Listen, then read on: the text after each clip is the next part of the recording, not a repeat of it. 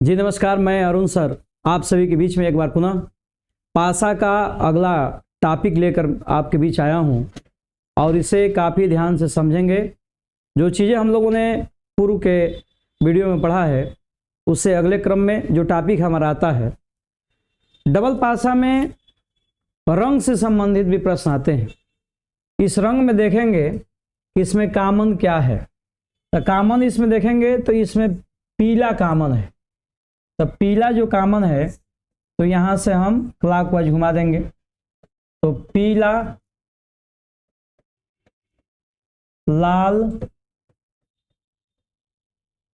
हरा, इसमें कॉमन फिर पीला है, पीला, गुलाबी, सफेद, पीला, गुलाबी, सफेद, हरा का अपोजिट सफेद, लाल का अपोजिट गुलाबी, पीला का अपोजिट पीला होगा नहीं।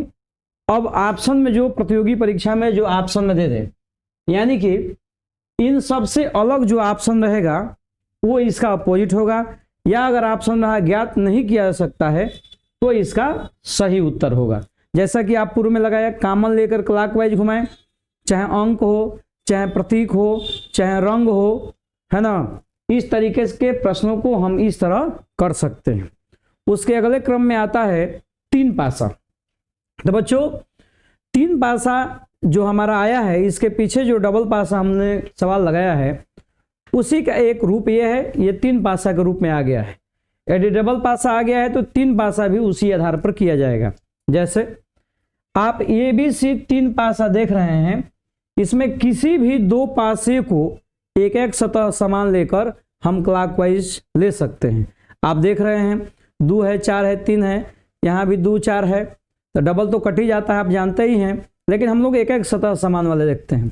इसमें 4 3 है, 4 3 है, इसमें भी 4 3 है। बी सी में देख रहे हैं तो सिर्फ जो है बी सी में 4 कॉमन मिल रहा है, तो 4 से क्लॉकवाइज घुमा देंगे हम, 4 से, तो यहाँ से 4 से 4 2 1, यहाँ भी लिख सकते हैं 4 2 1, 4 2 1 लिख दिए।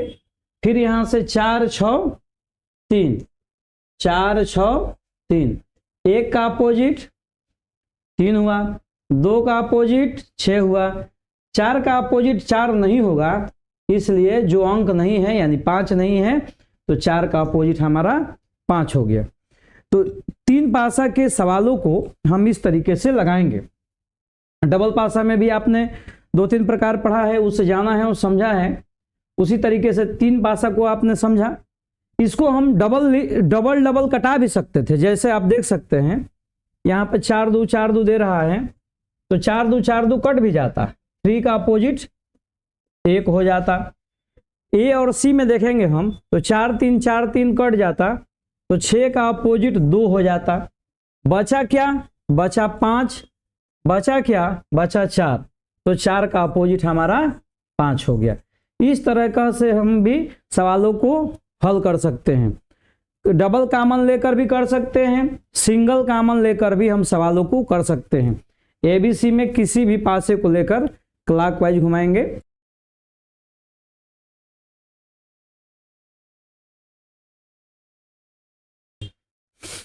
अब इसी क्रम में हम लोग जो है आगे बढ़ेंगे और तीन पासा अगर आप लगा लिए तो 4 पासा भी आप बहुत आसानी से लगा सकते हैं।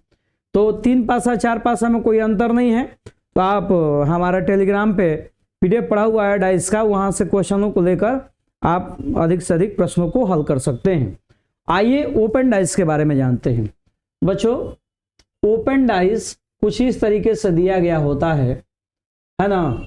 ओपन डाइस में जैसे मान लीजिए 1 4 5 6 3 2 दे दिया, तो एक सतह छोड़कर अगली सतह विपरीत हो गई। 1 का अपोजिट 5, 6 का 2, 4 का 3, और यहाँ पर 4 ऑप्शन दिया होगा। आपको बताना होगा कि कौन सा ऑप्शन इसमें सही होगा। इस प्रश्न के अकॉर्डिंग आपके ऑप्शन दिए रहेंगे, कौन सा विकल्प सही है। ऐसा भी हो सकता है कि दे दे कि कौन सा विकल्प सही नहीं है। इसलिए सवालों को हल करते समय ये ध्यान देना है कि निर्देश में क्या कह रहा है। कभी कभी हम सही जान लेते हैं और उसमें पूछता है कि कौन सही नहीं है। देखिए, कंपटीशन में सतर्कता बहुत जरूरी होती है और निर्देशों को पढ़ना बहुत जरूरी होता है। यहाँ आप देख सकते हैं, जैसे मान लीजिए कि 4 1 5 दे दिया है ना, 3 4 6 दे दिया, यहाँ पर 4 5 6 दे दिया, यहाँ पर 3 4 5 दे दिया। तो जो पासा की विपरीत सतह है उसे बगल में नहीं होना चाहिए। आप देख सकते हैं यहाँ पर 4 1 और 4 5, यानी कि 1 का अपोजिट 5 है, तो विपरीत सतह बगल में नहीं होती है। इसमें देखेंगे हम क्या है विपरीत, 6 का 2 है ना, और 3 का 4 है, तो 3 का 4 अपोजिट है, ये बगल में है, नहीं होगा सही।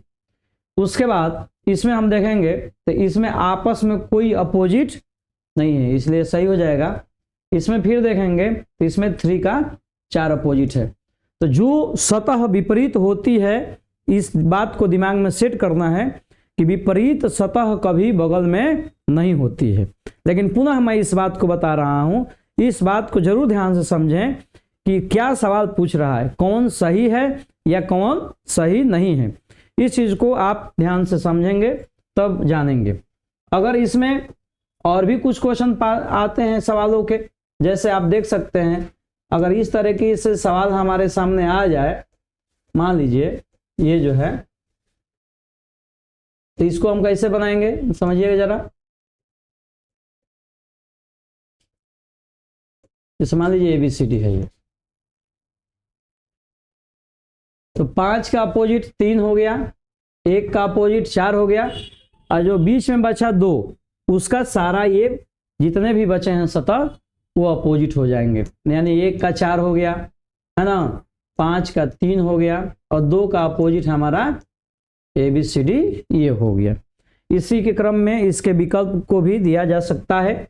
इसके सवालों को समझने के लिए PDF का जो नोट्स है उसे सर्वाधिक क्वेश्चनों को लगाएं। यहाँ पर मैं आपके प्रश्नों को लगाने का जो कॉन्सेप्ट है वो क्लियर कर रहा हूँ कि आप किस तरीके से सवालों को हल करेंगे। तो पासा में और भी सवाल आते हैं इसके, और उन सवालों को आगे भी हम जानेंगे। अभी हम लोग की शुरुआत है, थोड़ा तकनीक जानकारी न होने के कारण अभी एक व्यवस्था को लेकर चल रहे हैं। आगे भी हम लोग इस तरह से कार्य करते रहेंगे। आज के लिए बस इतना ही। Thank you so much. पुनः मिलते हैं अगले वीडियो के साथ। Thank you so much.